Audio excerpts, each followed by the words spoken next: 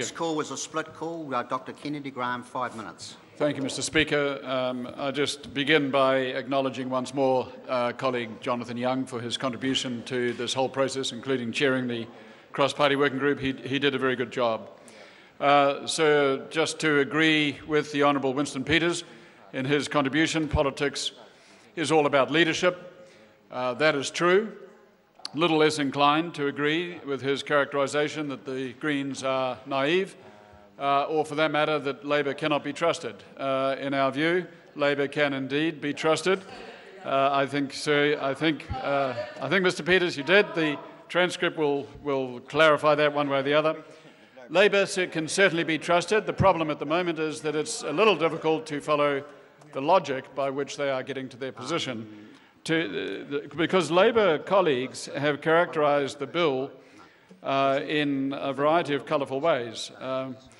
Colossal waste of taxpayer money, farce of a process, silly political game, undemocratic, stitch-up, tricky deal, besmirched process, undermining of the expert panel, disrespectful of the intelligence of the public, back to front, wrong, treating New Zealanders like muppets, lacking integrity, shambolic process, bizarre rescue operation, constitutionally dangerous, sloppy legislation, a half choice only, and a missed opportunity, on the basis of which, in their exercise of their infallible judgment, they are supporting the bill.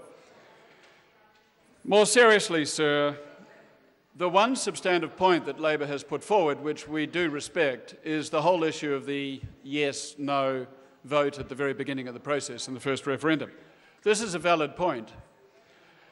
There is, in our view, equal weight between the two positions. The first position is that you cannot decide upon a decision as to whether or not the flag should be changed unless you know what alternative flag is in front of you, as opposed to a judgment that you can indeed, in principle, decide whether you want to change the flag, whether or not there is an alternative flag in front of you.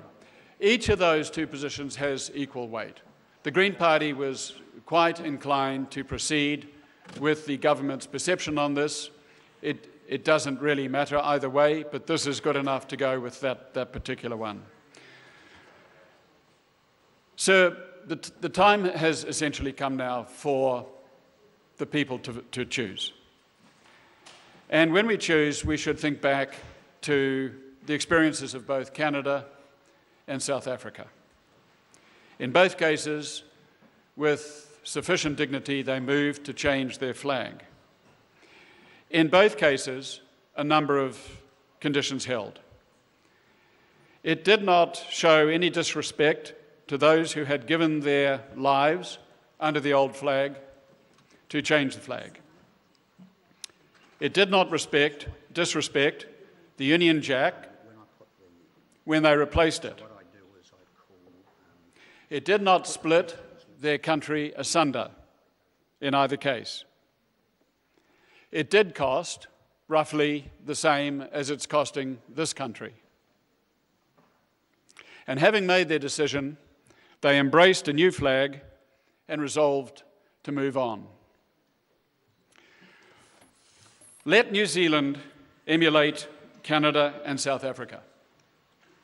Time to move on now with the electoral process. The process, Mr. Speaker, has not been without pain. It has been politicised to an unfortunate degree. But the process remains valid. The choice before us is certainly a valid one. Now, let the people choose. I call David Seymour, 5 minutes. Mr. Speaker, I rise on